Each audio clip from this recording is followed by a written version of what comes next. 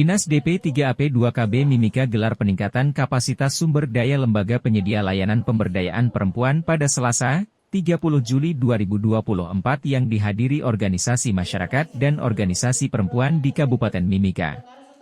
Lembaga penyedia layanan perempuan merupakan program kebijakan yang baru dikeluarkan Kementerian Pemberdayaan Perempuan, di mana Dinas DP3AP2KB Mimika menjadi kabupaten perdana yang melakukan sosialisasi di tingkat kabupaten kota. PLT Kabid Pengarusutamaan Gender Dinas DP3AP2KB Provinsi Papua Adel C. Pekade mengatakan, lembaga tersebut nantinya akan dibentuk di bawah Dinas DP3AP2KB Mimika di mana fungsinya untuk melakukan pemberdayaan perempuan yang siap di berbagai sektor dalam pembangunan.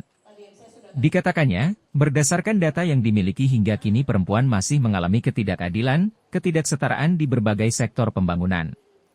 Lepas sosialisasi tersebut diharapkannya berbagai tahapan yang dilakukan dapat terpenuhi hingga pembentukan lembaga yang berujung pada visi kesetaraan gender bagi perempuan. Alasan mendasar perlu adanya dorongan dalam peningkatan kapasitas sumber daya penyedia layanan perempuan diantaranya yaitu masih kuatnya budaya patriarki di ranah domestik dan publik seperti legislatif, yudikatif dan eksekutif. Lemahnya dukungan undang-undang otonomi khusus untuk perempuan Papua dan anak asli Papua. Lemahnya SDM pengampuh dan komunitas perempuan belum tersentral pada satu isu bersama sebagai modalitas bersama. Terima kasih banyak untuk Dinas Pemberdayaan Perempuan, Perlindungan Anak dan Keluarga Berencana Kabupaten Mimika yang sudah berinisiasi untuk menyampaikan melakukan kegiatan penguatan kapasitas lembaga penyedia layanan pemberdayaan perempuan yang sebenarnya ini menjadi satu program atau kebijakan dari Kementerian Pemberdayaan Perempuan yang baru dikeluarkan. Dan tahun ini sebenarnya di 2024 ini dilakukan sosialisasi oleh kementerian kepada daerah provinsi. Nanti selanjutnya baru akan dilakukan di kabupaten kota.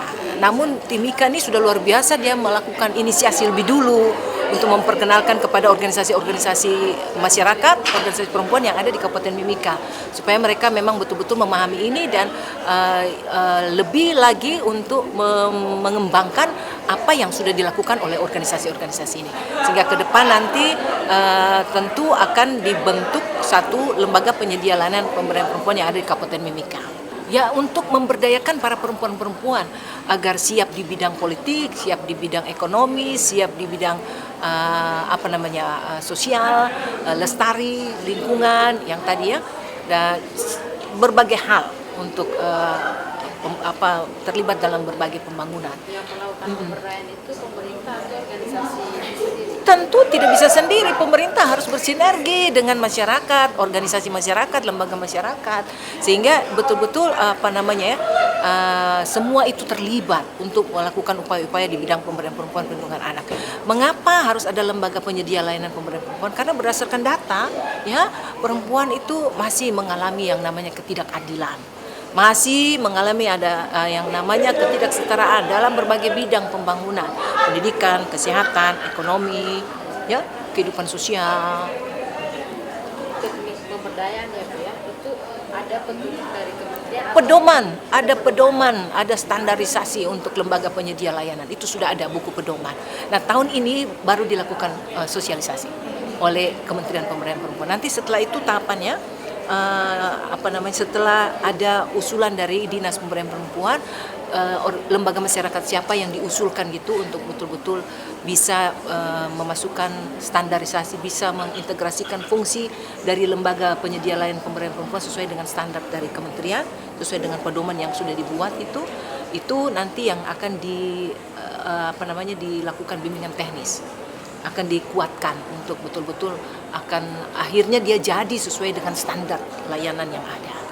Ada yang pasti ada akses ya bagi para perempuan-perempuan untuk bisa meningkatkan kapasitasnya.